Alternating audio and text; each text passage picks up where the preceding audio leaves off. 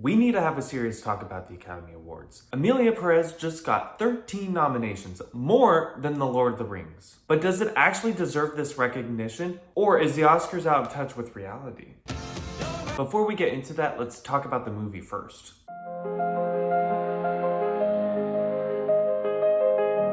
Hey y'all, welcome to my channel. My name's Jordan, and I love watching movies. Good, bad, in between. I get a little nervous. But anyways, I watch a movie and then I review it by answering 3 different categories. The one thing I liked, the one thing I hated, and the one thing I changed. As mentioned, today I'm reviewing Emilia Perez. So, with that said, go grab your popcorn, or grab your wine, or other hard liquor to help you get through the movie, and let's dive on in. Emilia Perez is about a Mexican cartel boss quitting the cartel life so he can transition into a woman. During this transition, he is leaving behind his wife and children. But later on, after he transitioned, he realizes he does want his kids back. While it was really hard to find something to like about this movie, there was actually an aspect that I did like. Well, I will say it was more of what could have been. So the one thing I liked about this film was it had interesting elements to create a good story. It touched on compelling themes like abandoning your children, dealing with past decisions, keeping secrets, and challenging your morals, but none of them were really explored. Instead, this film wanted to juggle all of these ideas and more, yet it made the film feel underdeveloped. The biggest problem with this film was it couldn't decide what to focus on. Was it about redemption, family drama, political critique, a musical? By trying to do it all, it never completed any of the story arcs that it was trying to show. And so when the movie ended, my friend and I were dumbfounded because we were like, that's the end of the movie? Nothing was completed, and we were very disappointed. We didn't have any closure. This movie had potential to go in a little bit deep, explore character stories we normally wouldn't hear about, but instead it spread itself on thin ice that there was no impact to any of the story arcs. If there was a tighter and more focused script, I think this story had potential to be decent. Now, the one thing that I hated was the musical numbers. Obviously. You've probably already heard people talk about how the musical numbers were talked about. And yes, that is true.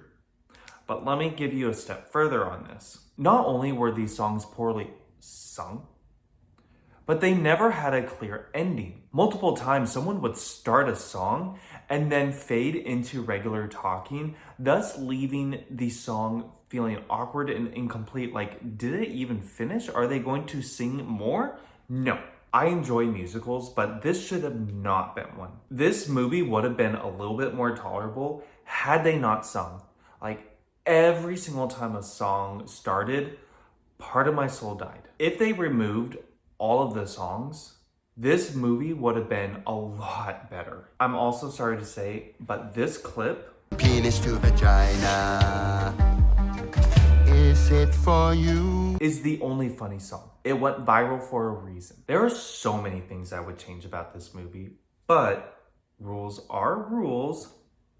So I'll just stick with one, and that's the believability of this storyline. I do believe there are many elements in this story that are unbelievable, and if you change any of them, it would change the story drastically. My biggest issue? The premise itself. A cartel boss struggling with his gender identity while also rising up the ranks to become #1 head honcho? I don't buy into that. Cartels are ruthless, hyper-masculine organizations where if you show an ounce of weakness, you're gonna get killed or booted out. If you want to challenge gender stereotypes, fine, do it, but do it with a setting that makes sense. You want a more believable version? Picture this. Make the character a Mexican actor or politician, someone who's maintaining a macho public image, yet they are grappling with their identity behind closed doors. Now that is more believable. That would create real tension without breaking common sense. Now don't get me started on how the cartel boss was taking estrogen for 2 years and no one in the cartel noticed. And yet the film just expects you to roll with it?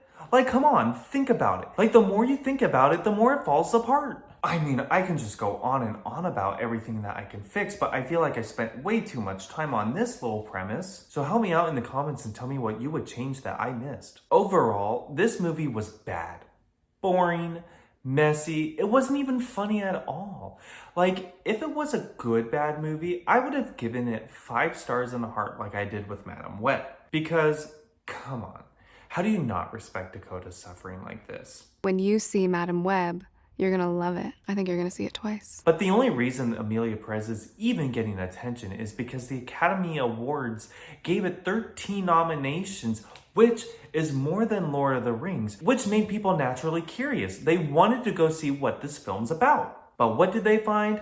They found a mediocre movie with terrible singing. Penis to vagina. But the real issue here isn't just the movie, it's the Oscars itself. The Academy is supposed to represent the highest standard of filmmaking. So when they nominate a movie, the public expects it to be great. But when films that get 13 nominations that the public has never heard of, they're going to question why it was even nominated in the beginning. The backlash isn't just about Emilia Perez. It's about how out of touch the Oscars have become. If they want to highlight international artsy films, fine, but hold it to the standards that you have been with every other movie, like The Zone of Interest or Roma. Those were beautiful masterpieces. The problem is the Academy acts as if they are the only ones who understands movies and understands art. They don't believe that the public understands what true cinema is. But that's not true. People may not go to film school, but they understand what a good film is. Look at Barbieheimer.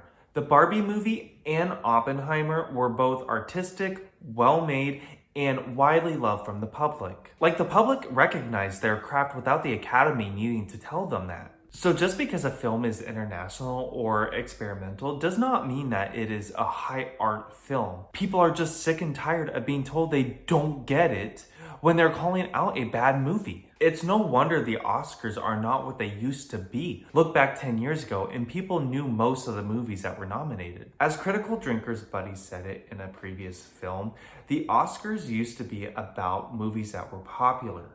But that's not the case anymore. But now it just seems to be about the elites running them. And they can do whatever they want. But if they keep going down this route, they're just going to keep losing people over the years. I know I veered off a little bit towards the end, but I feel like this is a relevant topic that needs to be discussed. So I invite the floor open to you. Did the Academy overhype this film, or are we missing something? Let me know in the comments. If you like this video, go ahead and subscribe to my channel. I post every Wednesdays and Saturdays, and if you hit that bell, you'll be notified so you don't miss a video. Also, I am on Letterboxd, so if you want a little sneak preview of some of the videos I might be reviewing, I'll put my username in the description below. Well, looks like I survived Emilia Perez today. So, until next time, go stock up on your popcorn, and I have to go stock up on my alcohol. I ran out of wine watching this film. Until then, see you next time. When you see Madam Web, you're gonna love it. I think you're gonna see it twice.